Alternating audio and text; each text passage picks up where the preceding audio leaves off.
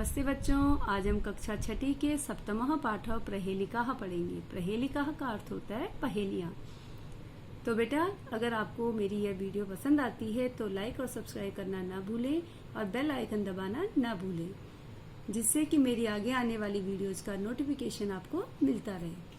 न तस्य आदि न तस्य अंतः मध्ये यः तस्य तिष्ठति तव अपि अस्ति मम अपि अस्ति यदि जानासि तद्वत्। न तस्य आदि, आदि का अर्थ होता है शुरुआत में, जिसके शुरुआत में क्या है, न अक्षर है। न तस्य अंतः, और अंत में क्या है उसके, न। मध्य य तिष्ठति, मध्य बीच में य, तस्य मीन्स उसके, तिष्ठति रहता है, और उसके बीच में क्या रहता है, य रहता है। तव अपि अस्ति, तव मीन्स तुम्हारे, अपि मीन्स भी, अस्ति मीन्स है, तुम्हारे पास भी है। मम अपि अस्ति, मम मेरे, अपि मीन्स भी, अस्ति मीन्स है, मेरे भी है, यानी तुम्हारे पास भी और मेरे पास भी है। यदि जानासी तद्वत्, यदि मीन्स यदि, जानासी ज्ञा धातु है, ज्ञा का मतलब है जानना, जानासी जानते हो, यदि जानते हो, तत् का अर्थ होता है तो, वद मीन्स बोलो, कि जिसके आगे भी न होता है, पीछे भी न होता है, और बीच में य होता है, तो न य न, नयन यानी आंख। सेकंड है अपदो दूरगामी च साक्षरः न च पंडितः अमुखः स्फुटवक्ता च यह जानाति सह पंडितः। अपदो, पद का मतलब होता है पैर, अपदो जिसके क्या नहीं है, पैर नहीं है। दूरगामी च, दूर मीन्स होता है दूर, गामी जाने वाला, च मीन्स और, यानी उसके कोई पैर नहीं होते लेकिन वो बहुत दूर तक जाता है। साक्षरः न च पंडितः, साक्षर यानी अक्षर ज्ञान है उसको, न मीन्स नहीं, च मीन्स और, पंडितः पंडित, वो कोई विद्वान नहीं है, उसको अक्षर ज्ञान है लेकिन वह विद्वान नहीं है। अमुखः स्फुट वक्ता च, और अमुख बिना मुख के है। स्फुट वक्ता, स्फुट का मतलब है साफ साफ, वक्ता मीन्स बोलने वाला, च मीन्स और बिना मुंह के वो सब कुछ साफ साफ बोलता है।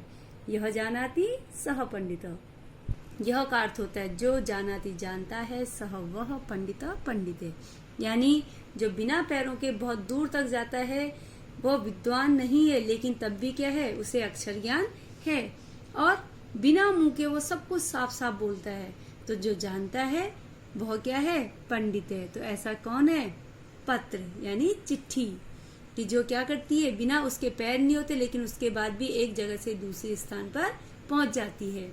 वो विद्वान नहीं है लेकिन तब भी उसमें क्या है, अक्षर होते हैं, शब्द होते हैं, वाक्य होते हैं, और बिना मुंह के जब कोई उसे पढ़ता है तो उस पत्र का कोई मुंह नहीं होता लेकिन उसके अंदर जो कुछ लिखा होता है वह व्यक्ति को साफ साफ समझ आ जाता है।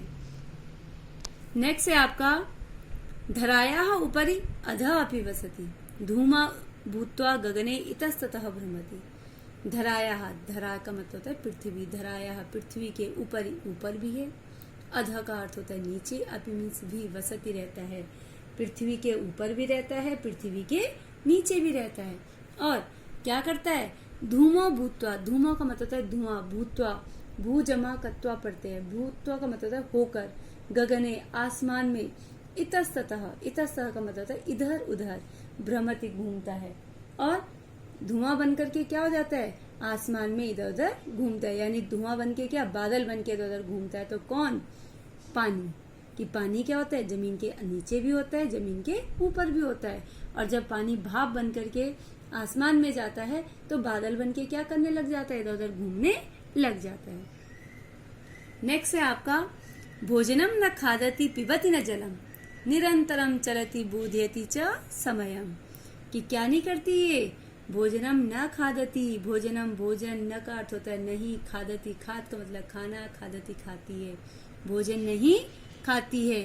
पिबति न जलम, और क्या नहीं करती, जलम जल, न का अर्थ होता है नहीं, पिबति पीती है, और जल भी नहीं पीती है।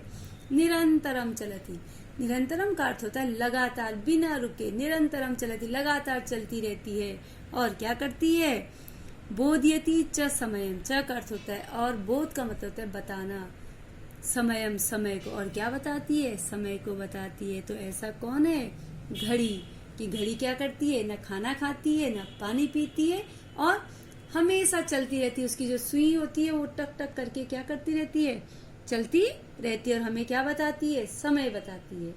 नेक्स्ट है आपका वृक्षाग्रवासी न च पक्षीराज त्रिनेत्रधारी न च शूलपाणी वस्त्रधारी न च सिद्ध योगी जलम च बिभ्रत न घटा न मेघ। क्या कह रहा है वो? वृक्षाग्रवासी, अग्र का मतलब होता है आगे, वृक्षाग्र वृक्ष के आगे के हिस्से में नहीं, ऊपर के हिस्से में वासी रहता है, यानी पेड़ के ऊपर के हिस्से में रहता है, लेकिन कौन नहीं है? न च पक्षीराज, पक्षीराज यानी गरुड़, पक्षियों का राजा गरुड़ होता है, तो वो गरुड़ भी नहीं है। कि जो गरुड़ पक्षी होता है वो हमेशा पेड़ के ऊपर बैठता है, न कि पेड़ के अंदर टहनियों में नहीं बैठता, ऊपर बैठता है। तो वो यही कह रहे हैं कि वो पेड़ के आगे के हिस्से में सबसे टॉप में रहता है, लेकिन वो कौन नहीं है? गरुड़ नहीं है। त्रिनेत्रधारी न च शूलपाणी, और उसके क्या है? त्रि का मतलब होता है तीन, नेत्र आंखें, धारी धारण करने वाला, तीन आंखों को धारण करता है, लेकिन कौन नहीं है? न च शूलपाणी, शूल का मतलब होता है त्रिशूल, पाणी मीन्स हाथ में, जिसके हाथ में त्रिशूल है कौन? शिव, यानी वो क्या नहीं है? वो शिव नहीं है। त्वग वस्त्रधारी न च सिद्ध योगी, त्वग का अर्थ होता है छाल, यानी जो पेड़ों की छाल होती है उसके चमड़ी रूप के जो वस्त्र होते हैं, तो त्वग वस्त्रधारी वो क्या नहीं करता? त्वग वस्त्रधारी है, लेकिन कौन नहीं है? सिद्ध योगिनी, कोई तपस्वी नहीं है। जलम च बिभ्रत, और क्या है? बिभ्रत का मतलब भरा होना, धारण करना, और जलम च बिभ्रत, उसने क्या कर रखा है? जल को धारण कर रखा है। न घटा न मेघा, लेकिन न वो घड़ा है और न वो बादल है, क्योंकि बादल के अंदर भी पानी होता है, घड़े के अंदर भी पानी होता है। तो पहेली का अर्थ है आपका नारियल, कि जो नारियल होता है वो पेड़ के ऊपरी हिस्से में लगता है। नारियल की तीन आंखें होती है, और जो बाहर उसकी जो छाल होती है वो क्या होती है? उसकी कहते हैं ना उसे कि छाल के रूप में उसने क्या पहने हुए? वस्त्र पहने हुए, और उसके अंदर क्या भरा होता है? पानी भरा होता है। अब हम इस पाठ के अभ्यास प्रश्न करेंगे। तो पहला क्वेश्चन है आपका, प्रश्नान पठित्वा वदन्तु लिखन्तु च आम अथवा न। प्रश्नों को पढ़ करके बोलो और लिखो कि ये सही है या गलत है। फर्स्ट है आपका, किम वयम नयनम बिना द्रष्टुम शक्नुमः, क्या हम आंखों के बिना देख सकते हैं? तो नहीं। फिर है आपका, किम जलम धूमः भूत्वा गगनम गच्छति, क्या जल धुआं बन करके गगन में जाता है? तो आम। किम पत्रम मुखेन बिना वदति, क्या पत्र बिना मुख के बोलता है? तो हाँ। किम शिवः त्रिनेत्रधारी अस्ति, क्या शिव त्रिनेत्रधारी हैं, कि उनकी तीन आंखें हैं? तो हाँ, शिव त्रिनेत्रधारी हैं। किम घटिका जलम पिबती, क्या घड़ी जल पीती है? तो न, घड़ी जल नहीं पीती है। एंड लास्ट, किम नारिकेल फले जलम भवती, क्या नारियल फल में जल होता है? आम, क्योंकि उसके अंदर क्या होता है? जल होता है। सेकंड क्वेश्चन है आपका, मंजूषाया उचितम पदम चित्वा रिक्त स्थानानि पूरयन्तु, कि मंजूषा से आपने उचित पद को चुन करके रिक्त स्थान की पूर्ति करनी है। तो पत्रम मुखेन बिना वदति, पत्र बिना मुख के बोलता है। सेकंड है, जलम धरायाः उपरि अस्ति अधः अपि अस्ति। थर्ड, घटिका भोजनम न खादति जलम न पिबति तथापि निरंतरम चलती, कि घड़ी न भोजन खाती है न जल पीती है, उसके बाद भी क्या करती है? निरंतर चलती है। फोर्थ है आपका, न तस्य आदि न तस्य अंत, कि न उसके शुरू में भी ना आता है और अंत में भी ना आता है। एंड लास्ट इसका, तस्य त्रीणि नेत्राणि सन्ति, उसके तीन नेत्र हैं, तथापि उसके बाद भी क्या नहीं है? वो शिवः नास्ति, वह शिव नहीं है। क्वेश्चन नंबर 3 आपका, विपरीत अर्थकान शब्दान चित्वा लिखन्तु, कि मंजूषा से आपने जो विपरीत अर्थ वाले शब्द हैं उनको चुन करके लिखना है। इतः का अर्थ होता है इधर, तो ततः का उधर, ऊपरी का ऊपर, अधः का अर्थ नीचे, आम का हाँ, न का नहीं, आदि का शुरू, अंत का समाप्ति या आखिरी, मम का मेरा, तव में तुम्हारा, निरंतरम हमेशा, यदा कदा जब कभी। नेक्स्ट क्वेश्चन है आपका 4th, एतेषां प्रश्नानाम उत्तराणि एक पदेन वदन्तु लिखन्तु च, कि इन प्रश्नों के उत्तर एक पद में बोलें और लिखें। वयम केन पश्यामः, हम किससे देखते हैं? तो नयनेन, आंख से। पत्रवाहक किम वितरति, पत्रवाहक जो डाकिया होता है वो क्या बांटता है? तो पत्रम। का भोजनम न खादती, कौन भोजन नहीं खाती? घटिका, घड़ी। मेघः केन निर्मित, बादल किससे बनता है? जलेन। का समयम बोधयति, कौन समय बताती है? घटिका, घड़ी क्या करती है? समय बताती है। क्वेश्चन नंबर 5 है आपका, कोष्टकात उचितम पदम चित्वा एतेषां प्रश्नानाम उत्तराणि पूर्ण वाक्येन लिखन्तु। कोष्टक से उचित पद को चुनकर के इन प्रश्नों के उत्तर पूरे वाक्य में लिखो।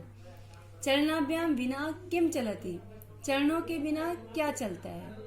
तो चरणाभ्याम बिना पत्रम चलति, कि बिना पैरों के कौन चलता है? पत्र चलता है, चिट्ठी। सेकंड है आपका, कस्य आदि अंतः च न भवति, किसके शुरू और आखिरी में न होता है? तो नयन शब्द से आदि अंतः च न भवति, नयन शब्द के शुरू और आखिरी में क्या होता है? न होता है। धूमो भूत्वा कह गगने भ्रमति, धूमः भूत्वा, अब यहाँ पे वैसे मेघा दे रखा है लेकिन जलम आना चाहिए कि धूमः भूत्वा जलम गगने भ्रमति, की जो जल होता है वह धुआं बन करके क्या करता है? आसमान में घूमता है। लेकिन जो हमारे पास ऑप्शन है, ऑप्शन के अकॉर्डिंग हम मेघा को लेंगे कि धुआं बन करके जो बादल है वो आसमान में इधर उधर घूमता है। तस्मिन जलम भवति, किसमें जल होता है? नारिकेल फले जलम भवति, कि जो नारियल का फल होता है उसमें जल होता है। मुखेन बिना कह वदति, मुख के बिना कौन बोलता है? तो मुखेन बिना पत्रम वदति, मुख के बिना जो पत्र होता है वह बोलता है। क्वेश्चन नंबर 6 है आपका, स्थूल पदम आधृत्य प्रश्न निर्माणम कुर्वन्तु, कि जो मोटे पद हैं या जो ब्लैक वाले पद हैं उनको आधारित करके क्या कीजिए? प्रश्न निर्माण कीजिए। फर्स्ट है आपका, पत्रम मुखेन बिना वदति, जो पत्र है वो मुख के बिना बोलता है, तो मुखेन पे आपने बनाना है। मुखेन तृतीया का एक वचन है तो आ जाएगा केन, पत्रम केन बिना वदति। सेकंड है आपका, धूमः गगनम गच्छति, गगनम पे क्वेश्चन बनाना है तो आपको मैं कई बार बताती हूँ बेटा कि जो कहीं भी स्थान होता है, स्थान के लिए हमेशा कुत्र का प्रयोग होता है, तो धूमः कुत्र गच्छति। थर्ड है आपका, घटिका निरंतरम चलति, घटिका स्त्रीलिंग है तो किम स्त्रीलिंग, प्रथमा एक वचन आ जाएगा का निरंतरम चलति। नेक्स्ट है आपका, गरुड़ः वृक्षाग्रवासी अस्ति, गरुड़ः, गरुड़ आपका पुल्लिंग है और प्रथमा का एक वचन है तो किम शब्द रूप प्रथमा पुल्लिंग एक वचन कह वृक्षाग्रवासी अस्ति। एंड फिफ्थ, नारिकेल फलम जलेन पूरितम भवति, कि जो नारियल का फल है वो जल से भरा होता है तो जलेन आपका तृतीया का एक वचन है तो किम शब्द रूप तृतीया एक वचन नपुंसकलिंग केन आ जाएगा, नारिकेल फलम केन पूरितम भवति। 7 है आपका, उचितम मेलनम कृत्वा लिखन्तु, उचित मेल करके लिखे। जैसे, यथा का अर्थ होता है जैसे, न तस्य आदि न तस्य अंत, यानी आपने जो दोनों कॉलम्स है उनको मिलाना है इस आपके जो पहले लिखा है उसके अकॉर्डिंग, कि ना उसके शुरू में होता है और न ही उसके अंत में होता है। अपदः दूरगामी च, उस बिना पैरों के लेकिन कहाँ जाता है? दूर तक जाता है। अमुखः स्फुट वक्ता च, बिना मुख का है लेकिन साफ साफ बोलता है। तव अपि अस्ति मम अपि अस्ति, तुम्हारे पास भी है मेरे पास भी है। साक्षरा न च पंडित, अक्षर ज्ञान है लेकिन वह पंडित नहीं है। एंड लास्ट, धरायाः उपरि अधः अपि वसति, की धरा के ऊपर भी है और नीचे भी रहता है।